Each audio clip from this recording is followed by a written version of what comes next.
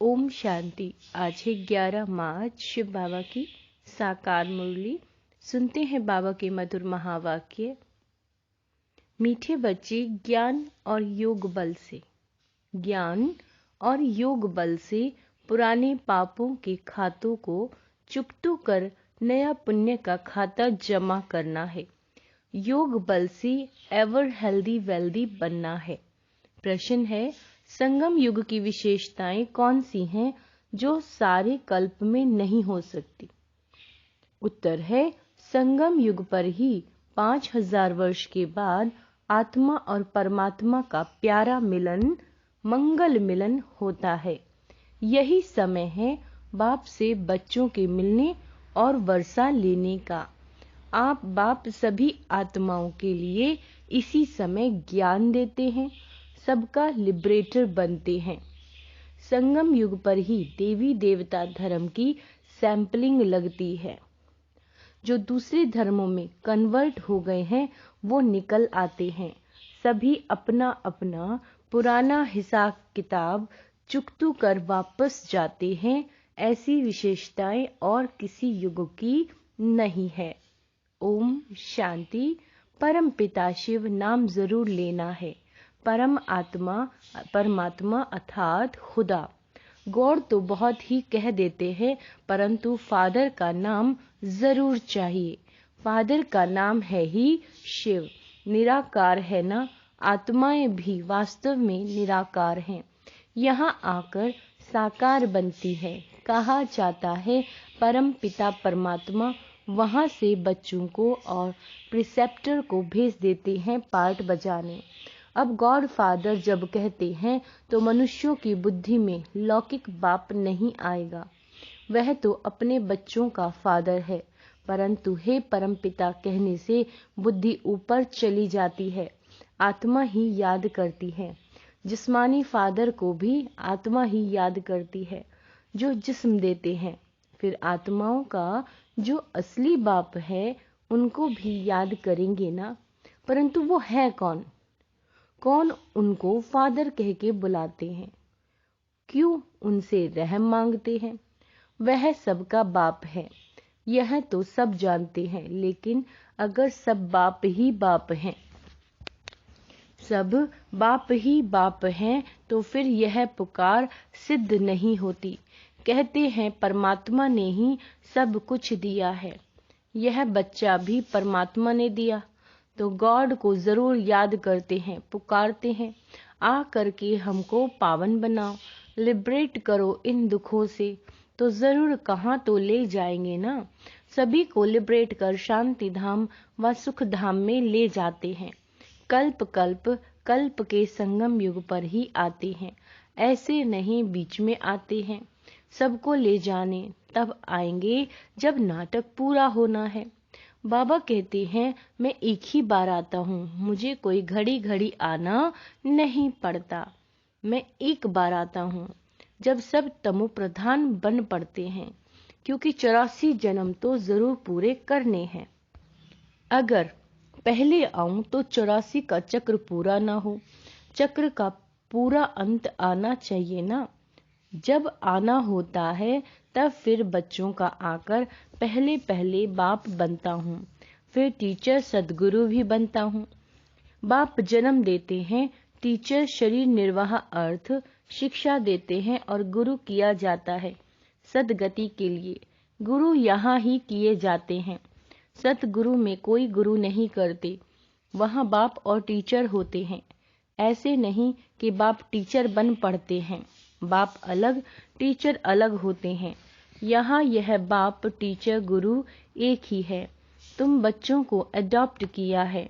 तुम हो मुख वंशावली, फिर चाहिए पढ़ाई, तो सारी सृष्टि चक्र के आदि मध्य अंत का राज समझाते हैं। ड्रामा में मुख्य क्रिएटर मुख्य एक्टर कौन कौन है, सारे विश्व के चक्र की नॉलेज बताते हैं। मूल वतन, सूक्ष्म वतन, स्थूल वतन का सारा समाचार बताते हैं। कहाँ का? मूल वतन, सूक्ष्म वतन और स्थूल वतन का। यह सारा चक्र कैसे फिरता है। पहले पहले नई दुनिया में कौन कौन आते हैं? बाबा कहते हैं पहले पहले तो बच्चों को यह जानना चाहिए कि वह हमारा बेहद का बाप है। यह ब्रह्मा भी कहते हैं हमारा बाप यह शिव है। ब्रह्मा वल्द शिव। शिव बाबा भी कहते यह ब्रह्मा बच्चा है, मुझे इनमें प्रवेश करना है, तो मैंने इनको अडॉप्ट किया। पहले इनका नाम असुल लेखराज था, फिर ब्रह्मा नाम रखा। मैंने इनको अपनाया है।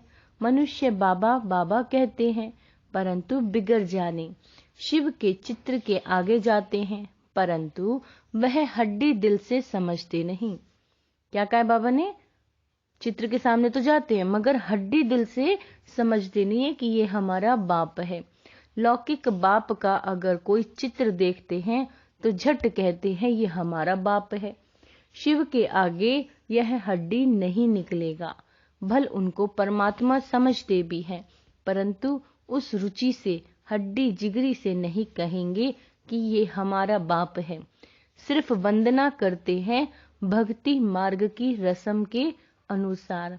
उनसे प्राप्ति क्या होती है वह बुद्धि में आएगा नहीं।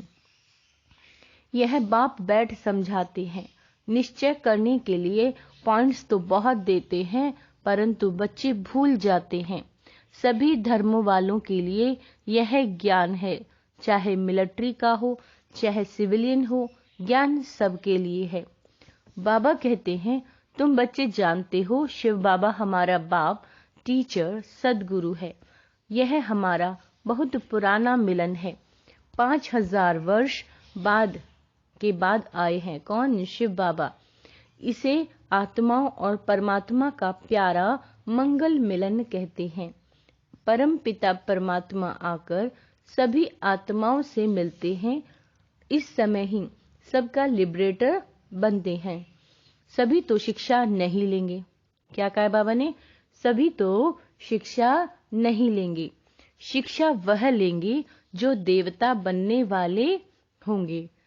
मनुष्य सृष्टि का इतना बड़ा झाड़ है, इनसे सैंपलिंग लगाते हैं। आज गवर्नमेंट भी किस्म किस्म की सैंपलिंग लगाती रहती है। बाबा भी सैंपलिंग लगाते हैं। फिर जो इस कुल के हैं वो निकल आते हैं। जो देवी देवता धर्म वाला व इस फाउंडेशन वाला होगा उनका ही सैंपलिंग लगता है।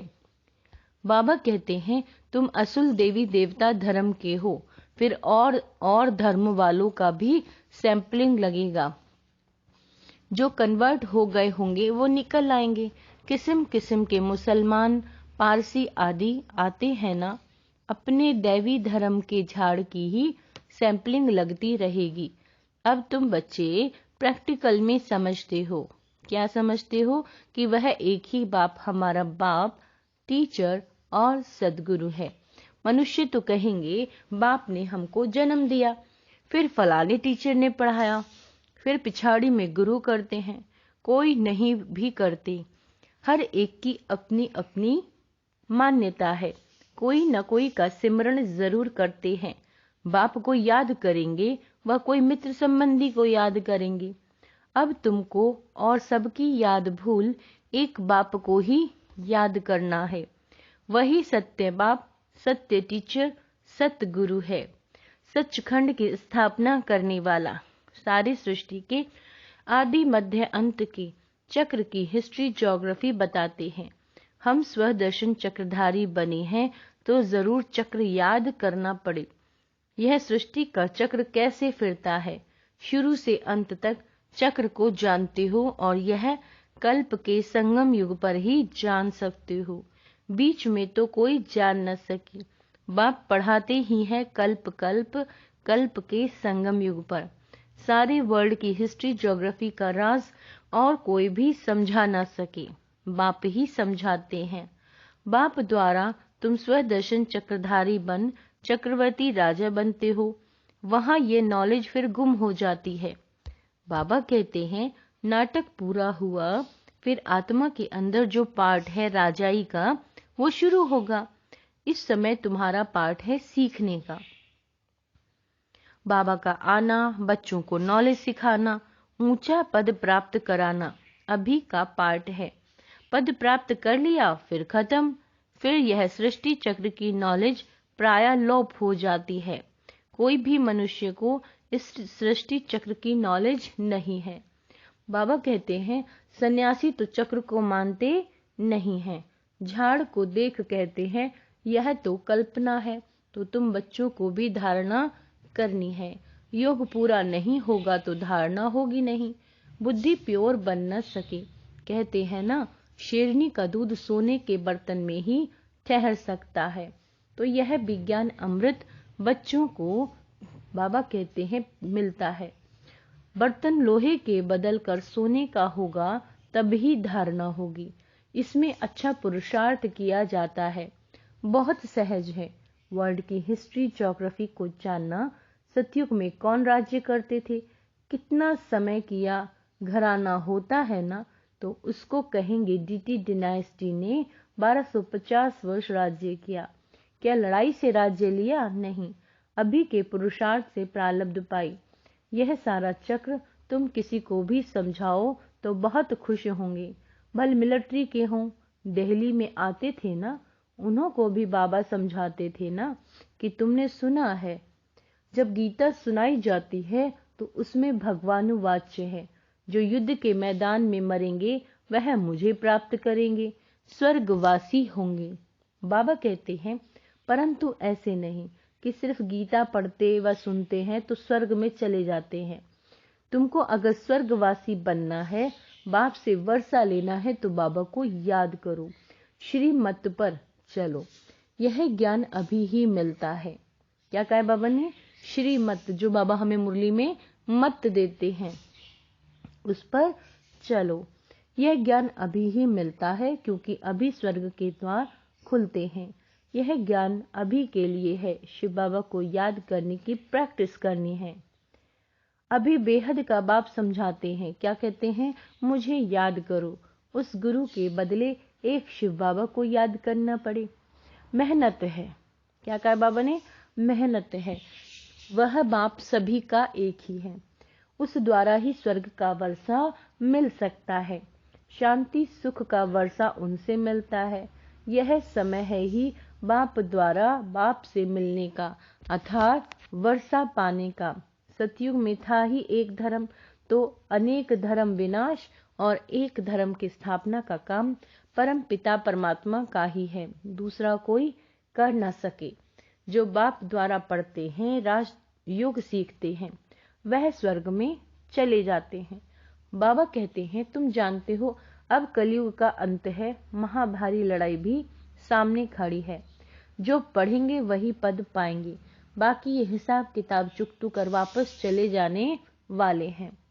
तुमको अभी प्रैक्टिकल में अपने पापों का खाता चुकतू कर और पुण्य का खाता जमा करना है। जितना जितना ज्ञान और योग में रहेंगे तो पुराना खाता भस्म हो जाएगा और नया जमा होता जाएगा। योग बल से तुम्हारी आयु बढ़ेगी, तुम एवर हेल्दी वेल्दी बनते जाएंगे।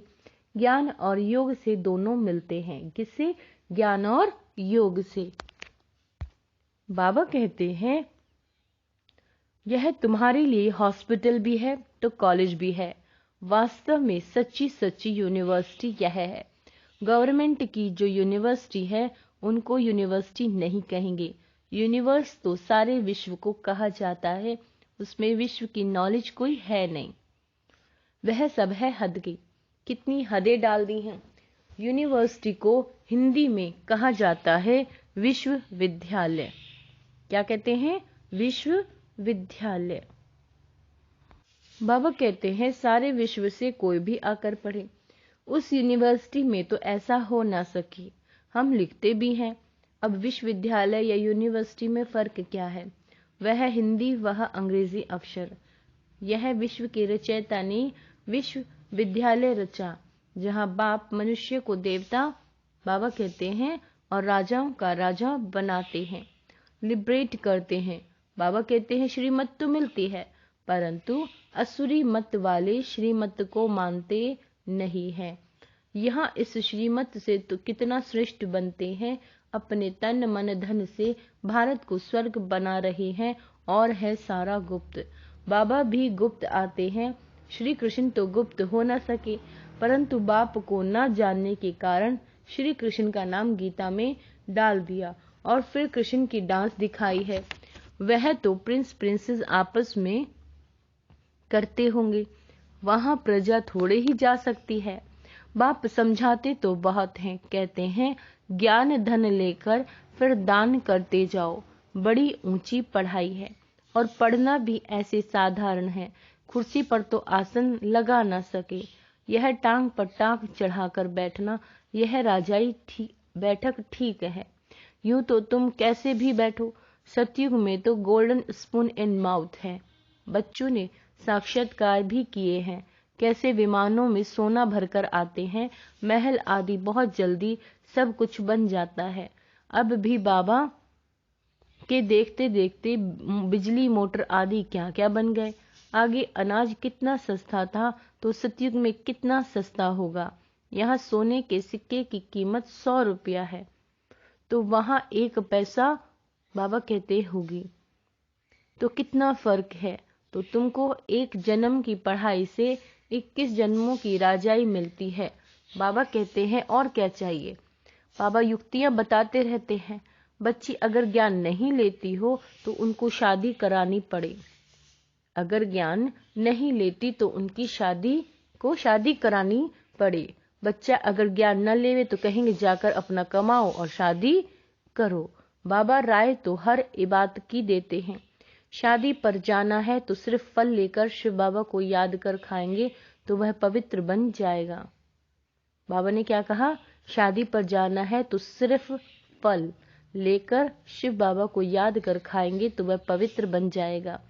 अच्छा, बाप दादा का मीठे मीठे सिक्के लदे ब्राह्मण कुलभूषण स्व दर्शन चक्रधारी नूरे रत्नों प्रति यादगार और गुड मॉर्निंग रूहानी बाप की रूहानी बच्चों को नमस्ते। हम रूहानी बच्चों की रूहानी बाप दादा को याद प्यार गुड मॉर्निंग और नमस्ते मीठे बाबा, शुक्रिया। धारणा के लिए मुख्य सार, बाप से जो ज्ञान धन मिला है, जो ये मुरली के पॉइंट्स हैं, यही ज्ञान धन है, इसका दान करना है। गुप्त रीति से पढ़ाई पढ़कर 21 जन्मों की राजाई लेनी है और सबकी याद भूलकर एक बाप को सत्य बाप, सत्य टीचर और सत्य सद्गुरु के रूप में उसे याद करना है। वरदान, रूहानी नशे द्वारा दुख अशांति के नाम निशान को समाप्त करने वाले सर्व प्राप्ति स्वरूप भव। रूहानी नशे में रहना अर्थात चलते फिरते आत्मा को देखना व आत्म अभिमानी रहना। इस नशे में रहने से सर्व प्राप्तियों का अनुभव होता है। प्राप्ति स्वरूप रूहानी नशे में रहने वाली आत्मा के सब दुख दूर हो जाते हैं। दुख अशांति का नाम भी नहीं रहता, क्योंकि दुख और अशांति की उत्पत्ति अपवित्रता से होती है। जहाँ अपवित्रता नहीं वहाँ दुख अशांति कहाँ से आई। जो पावन बने आत्माएं हैं उनके पास सुख और शांति स्वतः ही है। स्लोगन, जो सदा एक की लगन में मगन है वही निर्विघ्न है। जो सदा एक की लगन में मगन है, सदा बाबा की याद में है, वो आत्माएं क्या रहती हैं, सदा निर्विघ्न रहती हैं। अच्छा, ओम शांति।